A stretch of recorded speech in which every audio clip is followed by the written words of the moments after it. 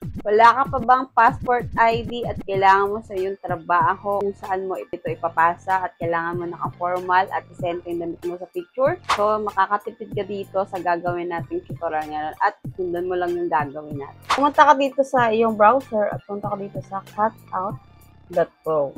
So, click mo lang yan at click mo yung tatlong line sa gilid at punta ka sa product, punta ka sa AI editing at piliin mo yung passport photo.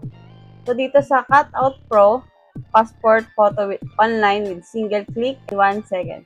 So, kailangan pala na may selfie na kayo sa inyong mga picture or pwede naman kayo mag-selfie galing sa camera. So, upload lang kayo ng image nyo.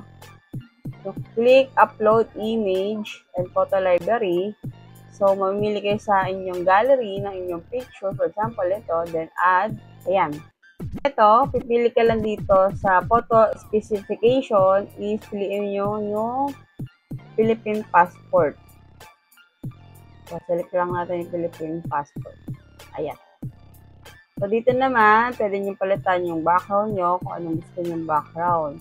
So, passport ID nga ito. So, white lang yung gagamitin natin. And click mo tong damit na icon. So, mamimili kayo dito, men's, women, children. So, piliin natin yung women's.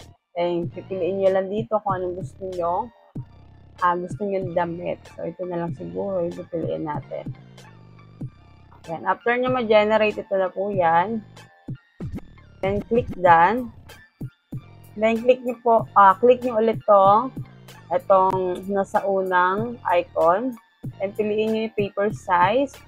Kung anong gusto nyo. 3.5 by 5. Yan. Naka 3R. 4R. So, yan. Mamimili na lang kayo dyan kung ano yung gusto nyo i-print. So, click done. Pag okay ka na dyan, so, ito na yung resulta. At pwede nyo nang i-download. Ayan. Through PNG, then click download. So, automatic naman po yan mapupunta sa inyong Google Drive. Ayan. So, hintayin nyo lang matapos at ma-download. So, click open. Yan, automatic na siya napupunta sa ating Google Drive. So, ito na po siya. Okay. O, diba, napakadali lang gawin. Kailangan mo ng mga passport ID. So, punta ka lang doon sa cutout.pro at yun lang. Gawin mo na yung tinuro ko sa'yo. At kung nakakatulong itong video natin ngayon sa'yo, pwede mo akong i-like and follow for more tips and tutorials.